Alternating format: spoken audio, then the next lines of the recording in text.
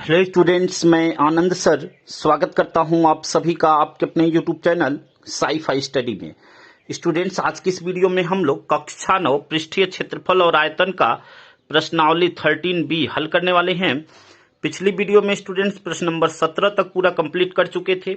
Students, अगर पीछे की वीडियो आप नहीं देखे हुए हैं तो नीचे डिस्क्रिप्शन में आपको लिंक मिल जाएगा, वहां से पीछे की वीडियो देख सकते हैं। और स्टूडेंट्स, अगर आप चैनल पे नए हैं और अब तक आपने चैनल को सब्सक्राइब नहीं किया हुआ तो एक बार चैनल को जरूर सब्सक्राइब करें, क्योंकि यहाँ पे सभी चीजें लगातार आपको चैप्टर वाइज बिल्कुल आसान भाषा में मिल रही है। वीडियो को स्टार्ट करते हैं स्टूडेंट्स। प्रश्न नंबर 18 है, एक घनाभ की लंबाई, चौड़ाई और ऊंचाई का अनुपात 5:3:2 है।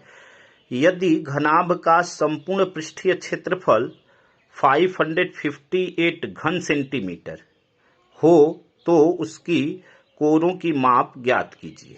ठीक है, अब देखिए इस प्रश्न को कैसे हल करेंगे। यहाँ पे लंबाई, चौड़ाई और ऊंचाई का अनुपात दिया हुआ है कि वह 5:3:2 में है। तो अब यहाँ पे देखिए क्या करेंगे हम लोग, यहाँ पे मान लेंगे कि माना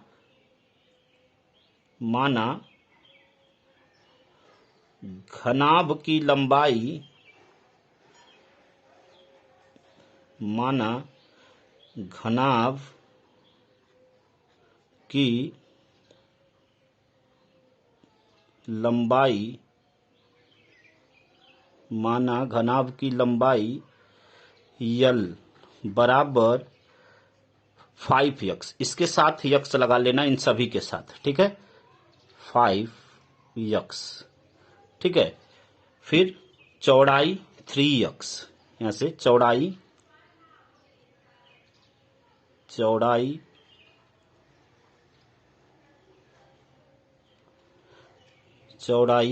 b बराबर 3x और ऊंचाई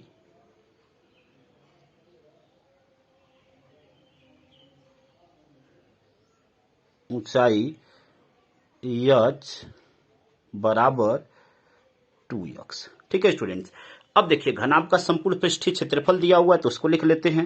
यहाँ पे क्या लिखेंगे, घनाभ का संपूर्ण पृष्ठीय क्षेत्रफल, घनाभ का संपूर्ण पृष्ठीय क्षेत्रफल,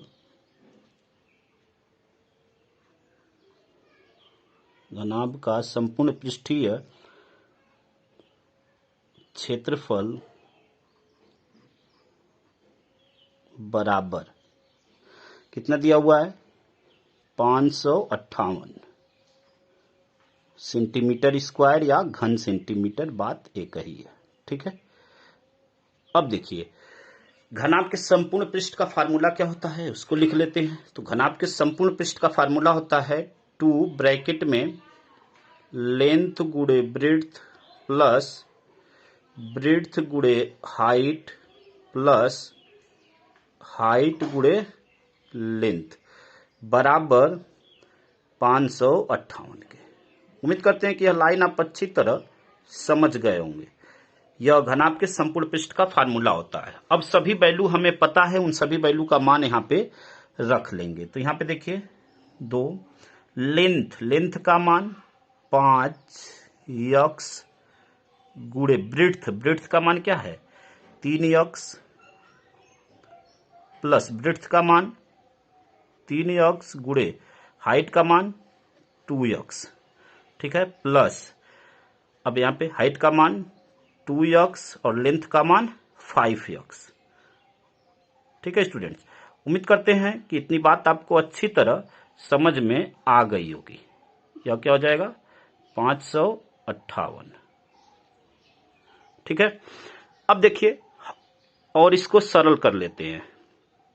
अब यहां से इसको हल करेंगे तो क्या हो जाएगा, देखिए 2 गुणे, यहां ब्रैकेट में 5 गुणे 3 तो 5 3 15x स्क्वायर प्लस 3 दूनी 6x स्क्वायर प्लस 5 दूनी 10x स्क्वायर।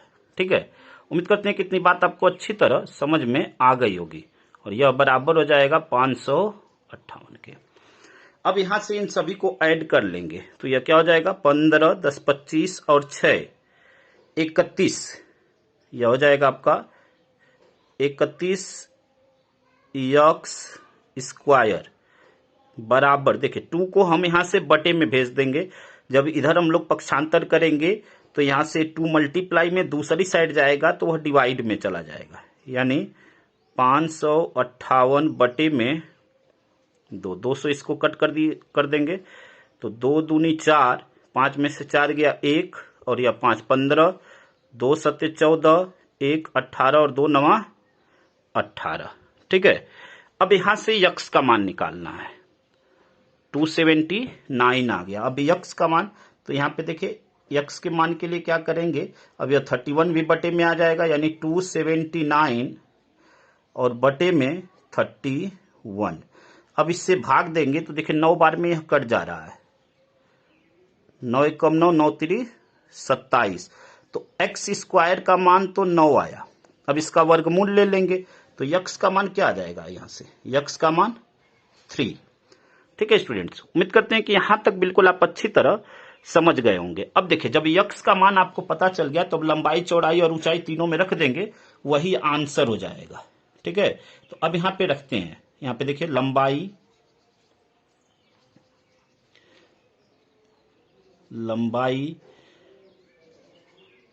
यल बराबर क्या माना गया था शुरू में, 5 यक्स। तो क्या कर देंगे, 5 और गुणे 3 बराबर 15। ठीक है, और यह किस में आएगा, सेंटीमीटर में। क्षेत्रफल सेंटीमीटर में तो यह भी सेंटीमीटर में। ऐसे ही अब चौड़ाई, तो यहां से चौड़ाई b और b का मान कितना है, 3x है। तो 3x बराबर 3 मल्टीप्लाई x का मान 3 बराबर 9 सेंटीमीटर। ठीक है, ऐसे ही ऊंचाई h, उसको क्या माना गया था, 2x।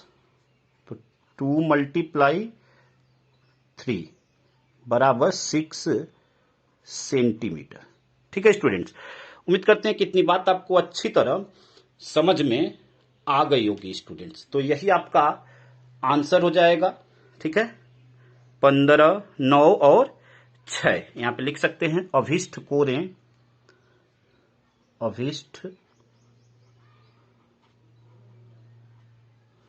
अभिष्ट कोरों की माप, कोरों की माप 15 सेंटीमीटर, फिर 9 सेंटीमीटर और 6 सेंटीमीटर। यह लंबाई चौड़ाई और ऊंचाई तीनों हो गई और यही आपको ज्ञात करना था। तो उम्मीद करते हैं कि यहां तक बिल्कुल आप अच्छी तरह समझ गए होंगे स्टूडेंट्स। अगले प्रश्न को हल करते हैं। अगला प्रश्न आपका प्रश्न नंबर 9 है। एक घनाभ 12 सेंटीमीटर लंबा, 9 सेंटीमीटर चौड़ा और 5 सेंटीमीटर ऊंचा है। घनाभ का संपूर्ण पृष्ठीय क्षेत्रफल और आयतन ज्ञात कीजिए। तो देखिए इस प्रश्न को कैसे हल करेंगे, एक एक स्टेप को ध्यान से समझिएगा। हमें यहाँ पे घनाभ की लंबाई चौड़ाई और ऊंचाई दी गई है, तो सबसे पहले उसको लिख लेते हैं। यहाँ पे देखिए घनाभ की लंबाई, घनाभ की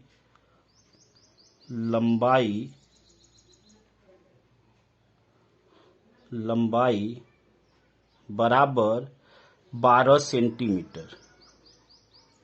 फिर उसकी क्या दिया हुआ है, चौड़ाई,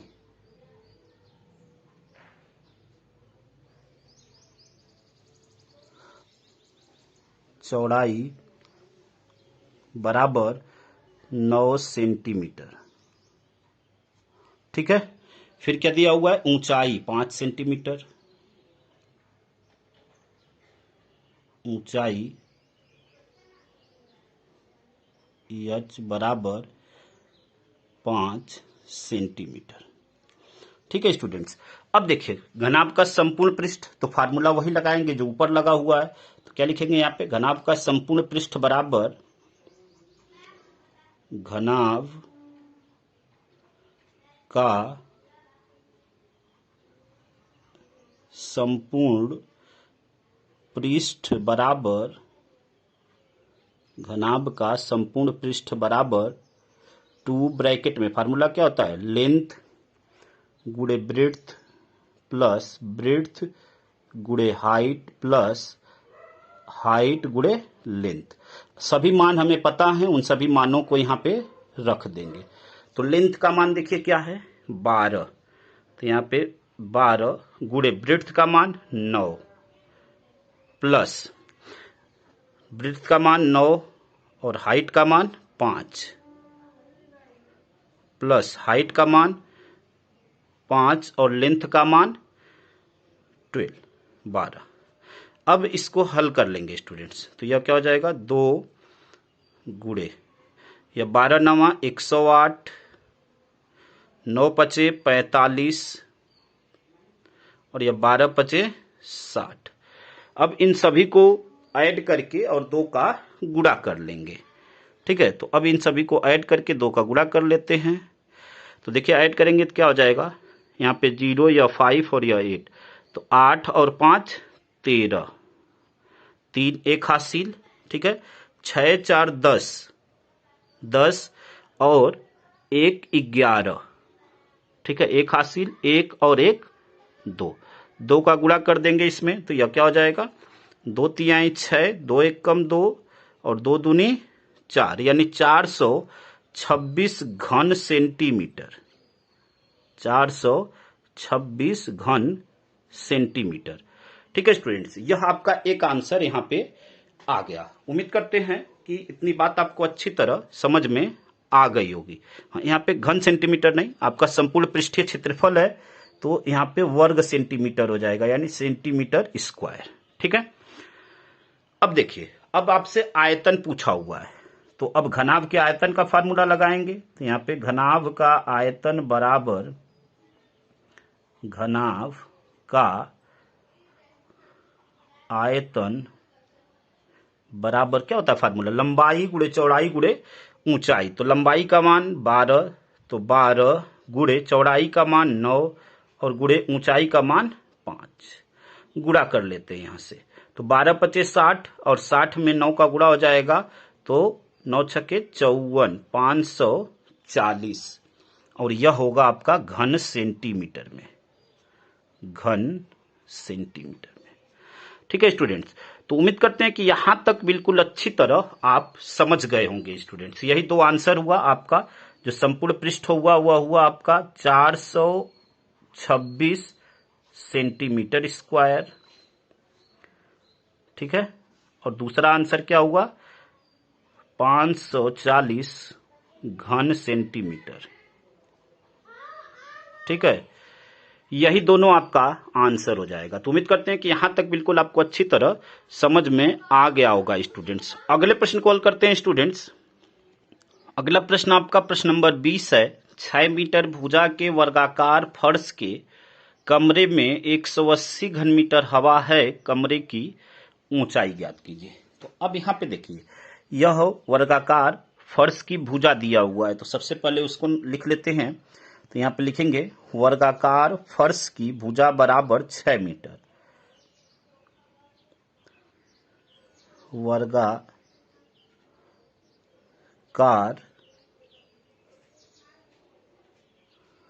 फर्श की भुजा बराबर 6 मीटर।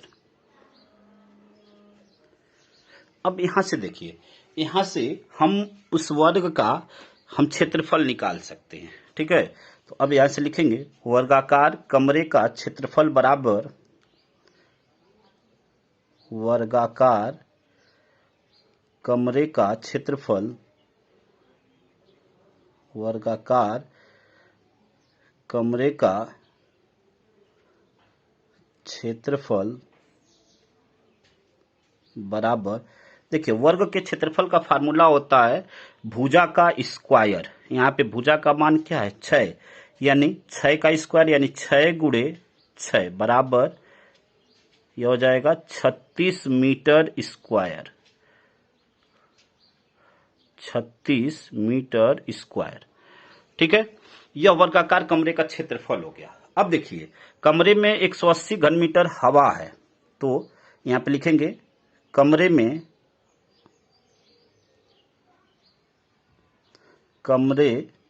में हवा का आयतन, कमरे में हवा का आयतन बराबर 180 घन मीटर, 180 घन मीटर। ठीक है स्टूडेंट्स, अब देखिए कमरे में हवा का आयतन 180 घन मीटर, और आप जानते हैं कि आयतन का जो फार्मूला होता है क्या होता है, लंबाई गुणे चौड़ाई गुणे ऊंचाई, या आप लंबाई और चौड़ाई के स्थान पे आप इसको ऐसे भी लिख सकते हैं कि क्षेत्रफल गुणे ऊंचाई, क्षेत्रफल गुणे ऊंचाई। क्षेत्रफल गुणे ऊंचाई क्यों? क्योंकि क्षेत्रफल में क्या होता है, लंबाई गुणे चौड़ाई पहले से निहित रहती है। ठीक है, और हमें यहाँ पे क्षेत्रफल पता है, इसीलिए हम लोग इस फार्मूले को इस रूप में लिख लेते हैं। ठीक है, ताकि आसानी से हम यहाँ से ऊंचाई, कमरे की ऊंचाई को जो है हम निकाल सके। ठीक है, तो अब यहाँ से देखिए क्या करेंगे, यहाँ पे क्षेत्रफल क्या दिया हुआ है, 36 दिया हुआ है, तो यहाँ पे 36 गुणे ऊंचाई के स्थान पे h लिख लेते हैं बराबर 180। ठीक है स्टूडेंट्स, अब यहां से h का मान निकाल लेते हैं, तो h बराबर क्या हो जाएगा 180 और बटे में 36, 36 से भाग दे देंगे तो 36 पचे 180, देखिए 5 छक्के 30 और 5 तिहाई 15 और 3 18, यानी h का मान क्या आ गया 5 मीटर। h का मान क्या आ गया 5 मीटर। तो यहां पे लिख देंगे कमरे की ऊंचाई, कमरे की ऊंचाई 5 मीटर है, या 5 मीटर होगी। ठीक है स्टूडेंट्स, और यही स्टूडेंट्स आपका आंसर हो जाएगा। तो उम्मीद करते हैं कि यहां तक बिल्कुल आप अच्छी तरह समझ गए होंगे स्टूडेंट्स।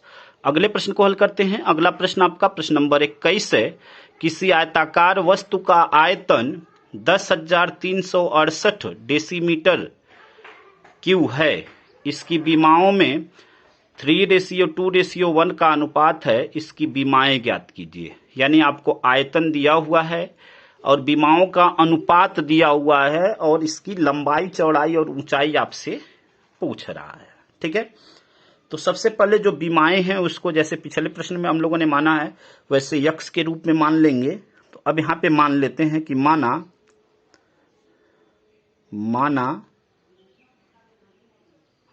लंबाई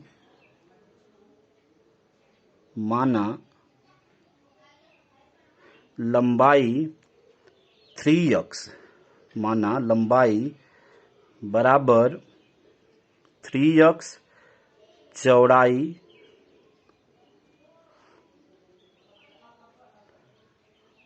चौड़ाई बराबर 2x तथा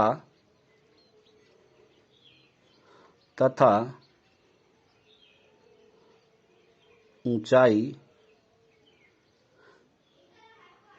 बराबर यक्स, 1x या यक्स लिखें, बात एक ही है। ठीक है, क्योंकि यहाँ पे गुणांक में वैसे भी 1 होता है। ठीक है, अब देखिए, अब यहाँ पे आयताकार वस्तु का आयतन दिया हुआ है, तो यहाँ पे लिख लेंगे आयताकार वस्तु का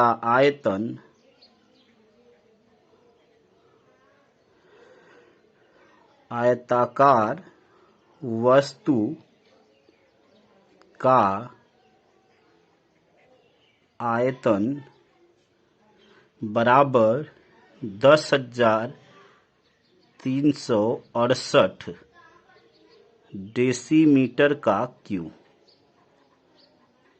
ठीक है, डेसीमीटर का क्यू या घन डेसीमीटर। अब देखिए, अब यहाँ पे यह आयताकार है, तो यहाँ से अब हम क्या करेंगे, आयतन का फार्मूला क्या हो जाएगा, लंबाई गुणे चौड़ाई गुणे ऊंचाई।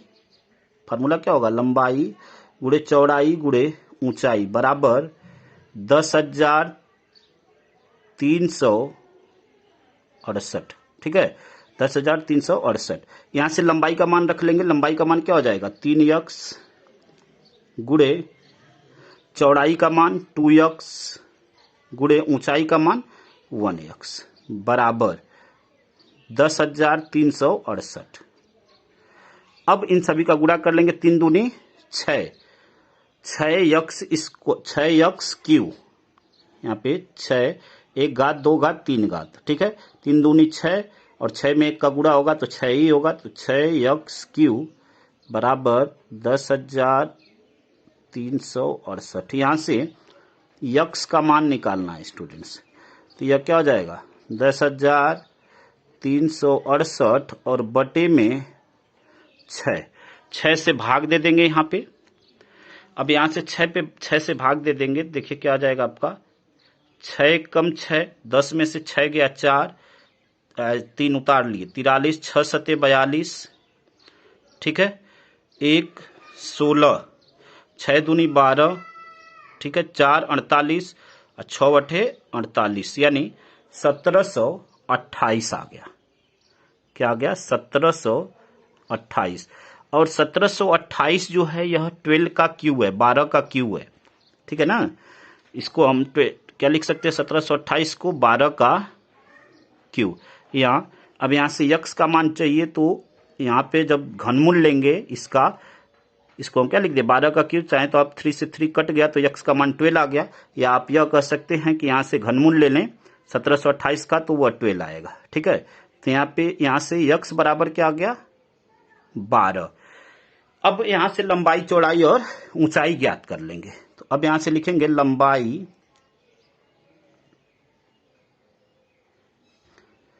लंबाई कितना माना गया था, 3x। तो यहाँ पे 3x बराबर 3 × 12 इक्वल टू 36 डेसीमीटर। 36 डेसीमीटर। ठीक है स्टूडेंट्स, उम्मीद करते हैं कितनी बात आपको अच्छी तरह समझ में आ रही होगी। अब ऐसे चौड़ाई निकालेंगे, तो यहां से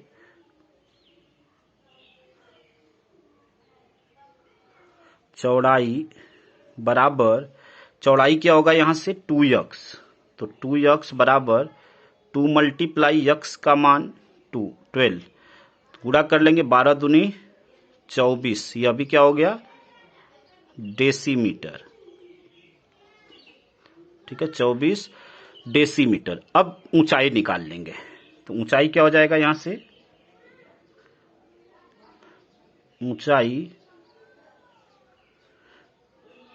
h बराबर x या 1x, तो 1 गुणे x का मान 12 बराबर 12 डेसीमीटर। ठीक है, और यही 3 आपके आंसर हो गए स्टूडेंट्स। ठीक है, यहां पे लिख देते हैं, अभिष्ट विमाएं